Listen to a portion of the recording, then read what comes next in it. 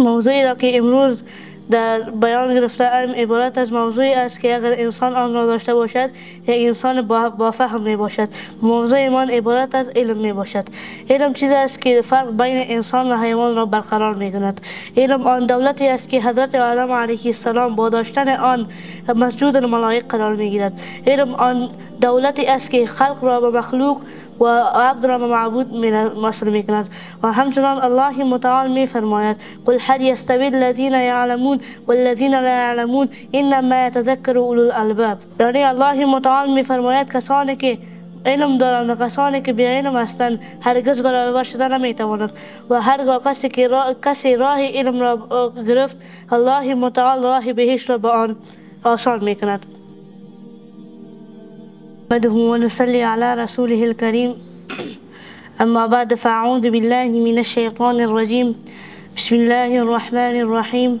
قل هل يستوي الذين يعلمون والذين لا يعلمون وقال رسول الله صلی الله علیه وسلم العلماء ورثة الانبیاء. صدق الله العظیم. برادران عزیز و بینندگان محترم، اولا تحفه سرور کائنات، فخر موجودات، ناجی عالم البشریت را که با لفظ السلام علیکم و رحمت الله و برکاته برای شما برادران عزیز تقدیم می نمایم. و موضوعی را که امروز در بیان گرفته‌ام عبارت از موضوعی است که اگر انسان آن را داشته باشد یک انسان با فهم می باشد. موضوع من عبارت از علم می باشد. علم چیزی است که فرق بین انسان و حیوان را برقرار می کند. علم آن دولتی است که حضرت آدم علیه السلام با داشتن آن مسجود الملائک قرار می گیرد. علم آن دولتی است که خلق را به مخلوق و عبد را به معبود وصل می کند. و همچنان الله متعال می فرماید قل هل یستوی الذین یعلمون والذین لا یعلمون انما یتذکر اولو الالباب.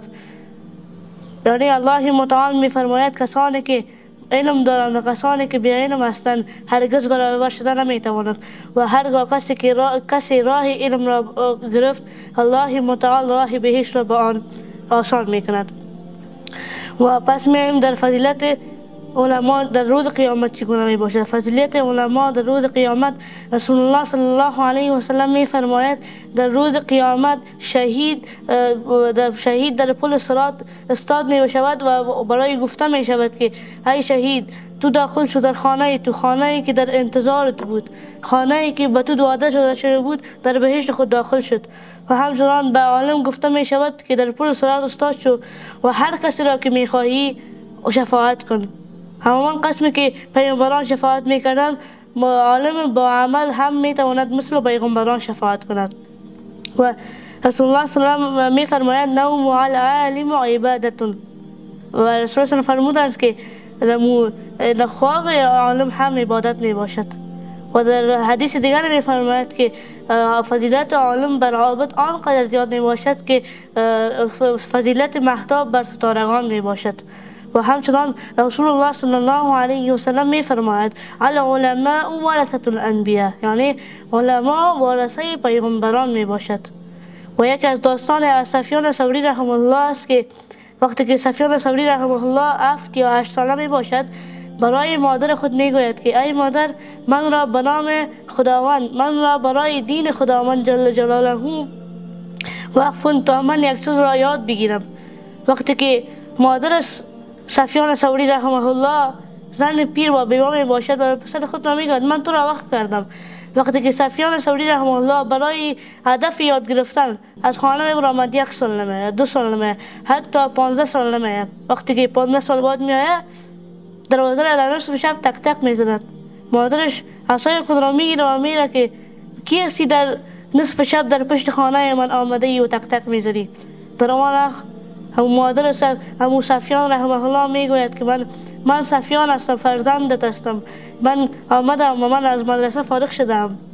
وقتی که مادرش این سخن از این را میشنوه برایش میگوید که من تو را در راه الله متعال وقف کرده بودم، تو باید ملاقات تو باید با من در روز قیامت باشد. یعنی ببینین سفیان ثوری رحمه الله تنها پسری بود که از مادرش 1 تا بود. مادرش و پسر خود را وقف میکنه در مدرسه. پس شما هم بیاییم برادران خود را، خواهران خود را در مدرسه وقف کنیم، در مکتب وقف کنیم، به خاطر که این دنیا فانی است. باید به ما یک دعا کند یک خیر ما به آن برسد. و فضیلت طالب علم چی می باشد؟ طالب العلم، فضیلت طالب العلم آن است که رسول الله صلی الله علیه و آله می فرماید اگر فضیلت طالب العلم امرای عالم یکی باشد، از مقام انبیا در مقام دوم می باشد. یعنی اگر در تمام کائنات انبیا بهترین اشخاص انبیا می باشد و علما هم در رتبه دوم، بعد از انبیا در کائنات علمای با عمل می باشد. و فضیلت شهید بر عالم آنقدر زیاد است که رسول الله صلی الله علیه و سلم می فرماید سیاهی رنگ عالم که بر کتابچه خود می نویسد از خون شهید کران فضیلت دارد. زیاد مردم این مثال می دهد که همین دین خود ما، دین اسلام ما پاچایی است و پاچای دین ما رسول الله صلی الله علیه و سلم است و همو عالم که از وزیر دین ماست. یعنی فکر کنین که از شهید به ما مجاهد است یا سپاهی است و همین علما که از به ما وزیر است. یعنی وزیر میتواند امرای سپاهی در حقش داشته باشه، فضیلتش بالا داشته باشه. یعنی علما در دین ما مثل یک وزیر می باشه. پادشاه ما رسول الله صلی الله علیه و سلم و وزیر ما عالم می باشد و سپاهی ما مجاهد می باشد.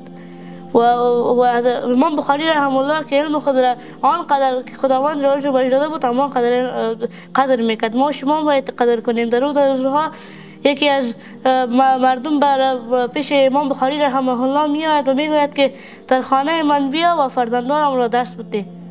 حضرت امام بخاری رحمه الله میگوید من به علم خضر توهین نمیکنم. و مردم به تمام دنیا نشر میکند که این حضرت امام بخاری هیچ آقا علم خود را توهین نمیکند، یعنی آنقدر علم خود را قدر میکند که حتی اون را توهین نمیکند. و علما که آینه امت هستند. در روزها هارون رشید بسیار علما را قدر میکرد. در روزها شقیق بلخی رحمه الله وقتی که به هارون رشید نصیحت میکنند اگر آب دریا صاف نباشد، آب دریا کثیف باشد، آب نهرم کثیف است. اگر آب دریا پاک باشد، آب نهرم پاک می باشد.